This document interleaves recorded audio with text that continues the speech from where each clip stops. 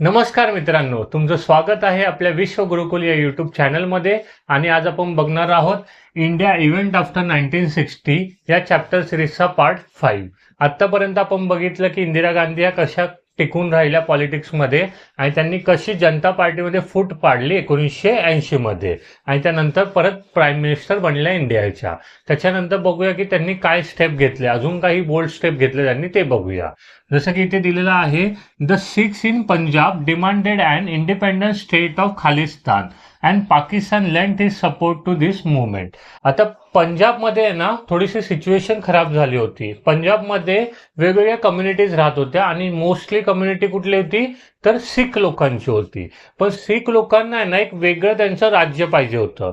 कारण की झालं होतं 1980 मध्ये ना थोडीशी पंजाबची इकॉनॉमिक कंडिशन, फायनान्शियल कंडिशन थोडीशी खराब झाली होती. ॲग्रिकल्चरमध्ये म्हणजे शेतीमध्ये त्यांना थोडंसं नुकसान झालं होतं आणि जे यूथ जो होता, जी जवान पोरं होती ती थोडीशी अनएम्प्लॉईड झाली होती, बेरोजगार झाली होती, त्यांच्याकडे काही काम नव्हतं आणि त्यामुळे त्याचा फायदा उचलला काही पॉलिटिकल लीडर्सनी. आणि त्याच्यामधले एक लीडर होते जर्नल सिंग करून, अकाली दल पार्टीचे लीडर होते. आता ह्यांनी काय सांगितलं की यूथकडे काही काम नव्हतं आणि ह्यांनी यूथला एक वेगळा मार्ग दाखवला. हे बोलले की ना जर पंजाबमधून खालिस्तान हे आपलं एक वेगळं राज्य जर बनलं ज्याच्यामध्ये फक्त आपण सिख लोक असणार, बाकी कोणी नसणार, तर आपण आपलं राज्य एक वेगळ्या पद्धतीने बनवून त्याला फायनान्शियली आपण स्ट्रॉंग करू शकतो आणि तिथे फक्त आपलीच लोक असतील तर ते आपल्यासाठी खूप चांगलं होईल असे लोकांना स्वप्न दाखवले त्यांनी आणि मोस्टली यूथला. त्यामुळे यूथ काय झाला की ह्या पार्टीकडे म्हणजे अकाली दलच्या बोलण्यामध्ये आला आणि ह्यांनी एक उठाव चालू केला आणि तो उठाव होता म्हणजे सेपरेट खालिस्तान राज्य.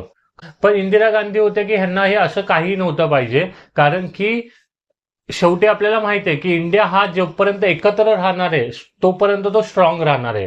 जसे आपल्यामध्ये अजून अजून भाग जर पडत गेले छोटे छोटे तर बट ऑफकोर्स आपली एकता तुटणार आहे आणि त्याचा फायदा कोण ना कोणतरी घेणार आहे. आणि पंजाबमध्ये सगळ्यात मोठा फूट पाडण्याचा हात होता पाकिस्तानचा, कारण की जर तुम्ही बघाल तर पाकिस्तान आणि पंजाब हे बॉर्डरला लागून आहे, एकमेकांच्या कॉमन बॉर्डर आहे दोघांची. तर त्यामुळे पाकिस्तानला हे राज्य तोडायचं होतं इंडियापासून. मग त्यामुळे हे सर्व प्रयत्न झाले होते आणि इंदिरा गांधींनी हे ओळखलं होतं. तर इंदिरा गांधींनी ह्याला कशा पद्धतीने हँडल केलं आपण आता ते बघूया. Operation blue star in golden temple Amritsar. आता ऑपरेशन ब्लू स्टार हे आपल्या हिस्ट्रीमधलं सगळ्यात मोठं एक बोलतात ना की मोठा इन्सिडेंट होता. तर आता झालं असं होतं, जे जर्नल सिंग करून होते अकाली दलचे लीडर, ह्यांनी आपल्या काही मित्रांना एकत्र घेऊन अमृतसरमधल्या गोल्डन टेम्पलवर अटॅक केला. अटॅक इन द सेन्स त्यांनी तिथले जे भाविक होते त्यांना सगळ्यांना आपल्या कब्जेमध्ये घेतलं आणि पूर्ण मंदिर हे आपल्या काबीज करून ठेवलं.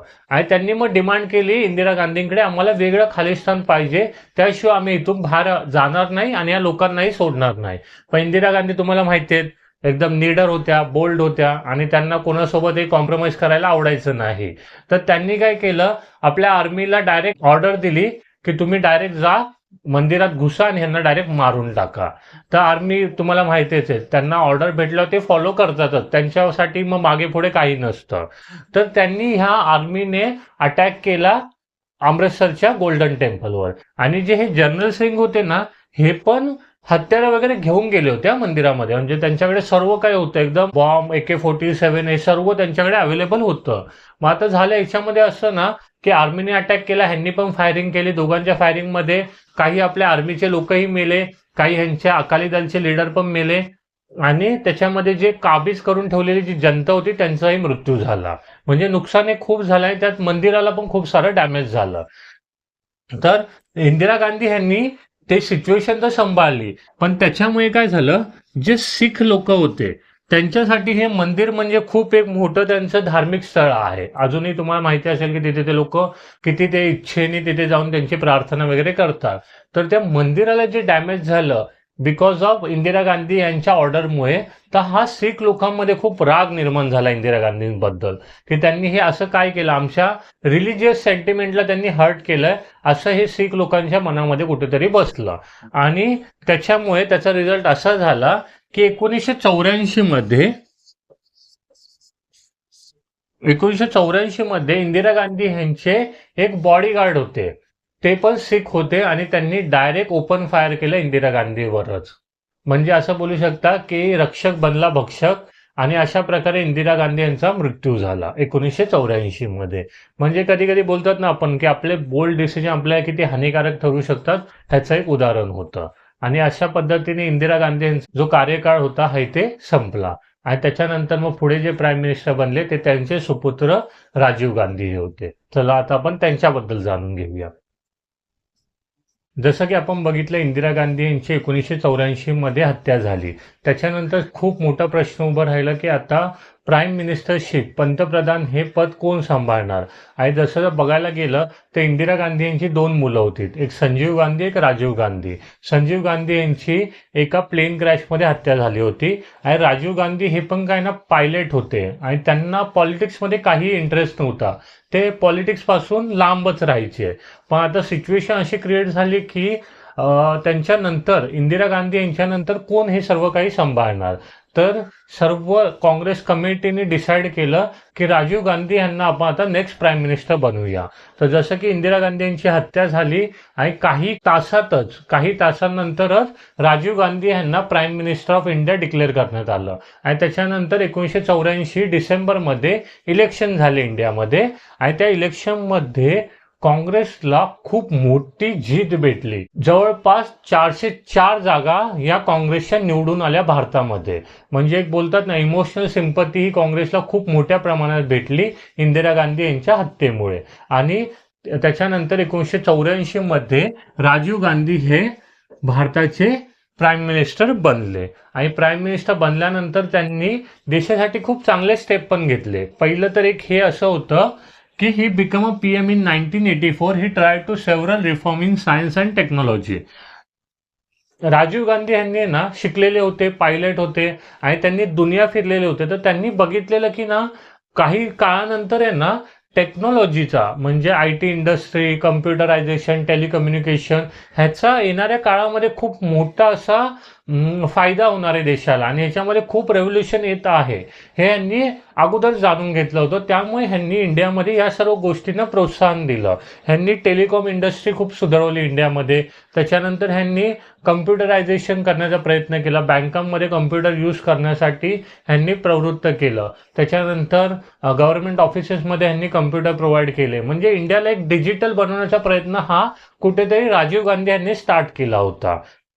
त्याच्यानंतर त्यांनी इंडियामध्ये त्यांच्या टाइम पिरियडमध्ये इंडियामध्ये पहिला सुपर कम्प्युटर बनवण्यात आला, ज्याचं नाव होतं, भारताच्या पहिल्या सुपर कम्प्युटरचं नाव होतं परम 8000. भारताचा पहिला सुपर कम्प्युटर हा राजीव गांधी यांच्या टाइम पिरियडमध्येच बनवण्यात आला होता. आणि त्याच्यानंतर इस्रोला, जसं की इंडियन स्पेस रिसर्च ऑर्गनायझेशन, ह्याला पण प्रोत्साहन देण्याचं काम हे राजीव गांधी यांनी केलं होतं. म्हणजे एज्युकेटेड असल्यामुळे त्यांनी जाणून घेतलं की अरे काळाची गरज काय आहे, पुढे जाऊन आपल्याला कुठल्या इंडस्ट्रीमध्ये फायदा होणार आहे हे यांनी जाणून घेतलं होतं. आणि त्या प्रकारे यांनी स्टेप उचलले. काही प्रकारे ते सक्सेसफुल पण झाले. त्याच्यानंतर बघूया, ही टूक lead in solving problem of a Tamil minority in Sri Lanka. आता हा जो स्टेप होता ना राजीव गांधी यांचा, हा ह्यांना खूप धोकादायक ठरला आणि खूप प्रॉब्लेमॅटिक झाला. तर नक्की काय झालं आता आपण समजूया. श्रीलंकेमध्ये आहे ना, जसे श्रीलंकेचे लोक आहेत, तिथले लोक आहेत, तशीच तमिळ कम्युनिटी पण तिथे राहते, जे इंडियामधून तिकडे जाऊन सेटल झालेत. तर त्यांना नेलं कोणी होतं, तर ब्रिटिशर्स लोकांनी घेतलं होतं. ब्रिटिशर्स लोकांनी तिथे श्रीलंकेमध्ये काही काम करण्यासाठी ते तमिळनाडूच्या लोकांना तिथे जाऊन घेऊन गेले होते. आणि ब्रिटिशर्स नंतर तर निघून गेले, आता ते तमिळ लोक जाणार कुठे, तर त्यांनी श्रीलंकेमध्येच आपलं कायमचं स्थान प्राप्त केलं होतं तिथे. तर ते लोक तिथेच राहत होते. नंतर झालं असं की ना तिथल्या पण तमिळ लोकांना श्रीलंकेमध्ये त्यांचं एक वेगळं स्टेट पाहिजे होतं. त्यामुळे त्यांनी तिथे उठाव केला, श्रीलंकेमध्ये उठाव केला. तर श्रीलंकेच्या गव्हर्नमेंटला ते सांभाळणं थोडंसं अवघड पडत होतं आणि त्याच्यामध्ये इंटरफेअर केलं राजीव गांधी यांनी. राजीव गांधी यांनी आपल्या इंडियाकडून काही फोर्स पाठवली तर हे सर्व सिच्युएशन सांभाळण्यासाठी. त्याला नाव देण्यात होतं इंडियन पीस कीपिंग फोर्स. ह्याचा उलट असर झाला राजीव गांधी यांच्यावर.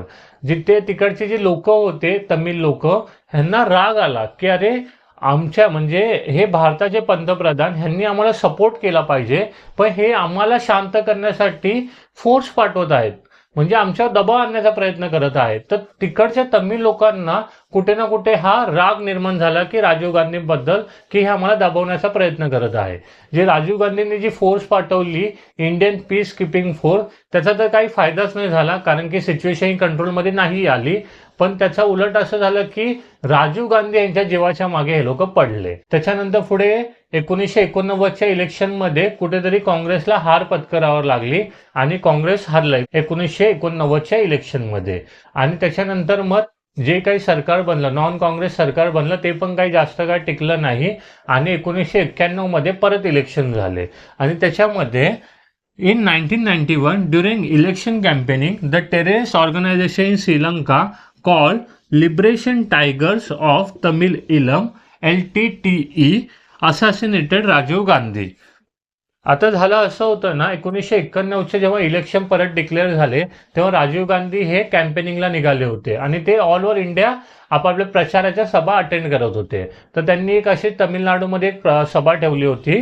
तर त्यावेळेस असं झालं की ही जी लिबरेशन आर्मी होती, LTTEचे म्हणजे टेररिस्ट ऑर्गनायझेशन बोलू शकता, ही श्रीलंकेवरून इंडियामध्ये दाखल झाली आणि ह्यांनी आहे ना ह्युमन बॉम्ब बनवला. ह्युमन बॉम्ब म्हणजे काही त्या टेररिस्ट ऑर्गनायझेशनची लोक स्वतःच्या अंगाला पूर्ण बॉम्ब लावून आले होते आणि त्यांनी जसे राजीव गांधी समोर आले त्यांनी तो जाऊन बॉम्ब फोडला आणि त्याच्यामध्ये राजीव गांधी यांची हत्या झाली. तुम्ही आजही बघू शकता की जेव्हा ते हत्या झाली तेव्हा राजीव गांधी यांनी एक व्हाईट कुर्ता आणि पॅन्ट घातलं होतं.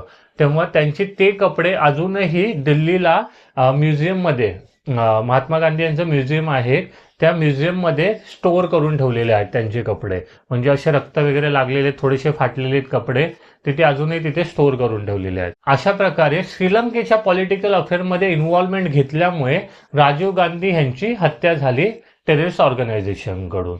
आणि तुम्ही काही व्हिडिओज पण आहे ज्याच्यामध्ये राजीव गांधी जेव्हा श्रीलंकेला गेले होते ना, तेव्हा तिकडच्या काही सैन्यातल्या लोकांनी पण त्यांच्यावर अटॅक करण्याचा प्रयत्न केला होता. तर बोलतात ना, राजीव गांधी यांचा चांगुलपणा त्यांना प्रॉब्लेमॅटिक झाला आणि त्याच्यामुळे त्यांची हत्या करण्यात आली. आता ह्याच्यानंतर मग कोण प्राईम मिनिस्टर आले आपण आता हे बघूया. आणि जसं की तुम्हाला माहिती असेल की राजीव गांधी ह्यांचे वाईफ होत्या सोनिया गांधी आणि सोनिया गांधींना मग झाले 2 मुलं, त्यातले एक होते राहुल गांधी आणि दुसरे आहेत प्रियंका गांधी वाड्रा. ते आत्ता प्रेझेंटमध्ये इंदिरा गांधींचे हे बोलू शकता की नातू आणि नाती आहेत हे प्रेझेंटमध्ये. गांधी परिवाराचं हे बोलतात ना पिढी पुढे पुढे चालत आली आहे आणि ती आता कंटिन्युएशन मध्ये आहे. आणि कुठेतरी असं पण बोललं जातं की ना, गांधी परिवाराला पंतप्रधानचं हे जे पद आहे हे कुठेतरी लाभत नाहीये असं पण बोललं जातं आणि त्यामुळे सोनिया गांधी यांनी कधीही पंतप्रधान बनल्या नाहीत. ओके, तर हे सर्व बोलतात श्रद्धा अंधश्रद्धेचा पार्ट आहे, आपल्या त्याच्यामध्ये नाही पडायचं आहे. आता आपण आपल्या टॉपिककडे वळूयात. 1980च्या दशकात अजूनही काही घटना झाल्या होत्या, तर आपण त्या पण बघून घेऊया. जसं की इथे दिलं आहे, in 1989 Janata Dal defeated a Congress, Vishwanath Pratap Singh become the PM of India. तर आता झालं काय होतं, जसं आपण बघितलं होतं 1984 मध्ये राजीव गांधी हे आपले प्राईम मिनिस्टर बनले आणि 1989च्या इलेक्शनमध्ये ते हारले आणि त्यांना हरवलं कोणी, जनता दलने. तर जनता दल ही ना एक युतीवाली पार्टी होती, म्हणजे तिथे खूप सारे पक्ष एकत्र येऊन त्यांनी हे सरकार बनवलं होतं. आणि जसं की आपली हिस्ट्री जर बघवाल ना आपण, जसं आपण बघितलं होतं एक 78 मध्ये पण जेव्हा जनता दल जिंकलं होतं तेव्हा त्यांचं पण सरकार खूप कमी टाइम पिरियडसाठी राहिलं होतं. तसं त्यांच्या बाबतीत पण तेच झालं. हे पण सरकार 1989 पासून ते 91 पर्यंतच पॉवरमध्ये राहिलं. आणि झालं असं की यांचे प्राईम मिनिस्टर बनले होते VP सिंग. तर VP सिंग ह्यांनी एक खूप बोल्ड डिसिजन घेतला होता त्यांच्या कार्यकाळामध्ये, तर त्यांना तो पण तो महाग पडला. जसं की यांनी काय केलं होतं, he gave reservation to OBC. यांनी OBC या अदर बॅकवर्ड क्लासेसला यांनी काय दिलं होतं, रिझर्वेशन दिलं होतं एज्युकेशन इन्स्टिट्यूटमध्ये आणि गव्हर्नमेंटच्या जॉबमध्ये. त्यांनी सांगितलं होतं या कॅटेगरीचे जे लोक आहेत ना त्यांना शाळांमध्ये पण रिझर्वेशन भेटणार आणि यांना जॉबमध्ये पण रिझर्वेशन भेटणार. त्याचं असं झालं की काही लोकांना ज्यांना फायदा झाला ते खुश झाले, पण ह्याला अपोज करणारी लोक खूप जास्त होते आणि त्याच्यामुळे काय झालं की व्ही पी सिंग हे जास्त कार्यकाळासाठी प्राईम मिनिस्टर नाही राहू शकले आणि त्यांना मग रेझिग्नेशन द्यावं लागलं आणि त्याच्यानंतर जे बनले प्राईम मिनिस्टर ते होते Chandrashekhar. In 1990 Chandrashekhar became the prime minister for a short period. आणि हे पण चंद्रशेखर होते समाजवादी पार्टीचे लीडर होते आणि ह्यांना सपोर्ट भेटला काँग्रेसचा. काँग्रेस जसं आपण बघितलं 1980च्या वेळेस इंदिरा गांधी यांनी सपोर्ट केला होता, या वेळेस पण सपोर्ट केला काँग्रेसने चंद्रशेखर यांना आणि प्राईम मिनिस्टर बनण्यासाठी. पण हे पण जास्तीत जास्त एक वर्षासाठीच राहू शकले आणि त्याच्यानंतर परत इलेक्शन झाले आणि काँग्रेसचे प्राईम मिनिस्टर बनले. हे असं कुठे ना कुठे आपलं हे 1980च्या दशकात जे काही झालं त्या घटना आपण पूर्णपणे कव्हर केल्या. आता आपण पुढच्या पार्टमध्ये बघणार आहोत 1990 मध्ये काय झालं, 91 मध्ये भारतामध्ये काही वेगळे चेंजेस आले, ते आपण पुढच्या पार्टमध्ये बघणार आहोत. आपली जर लेक्चर सिरीज तुम्हाला आवडत असेल तर आपल्या चॅनलला लाईक करा, शेअर करा आणि सबस्क्राईब करा. थँक्यू.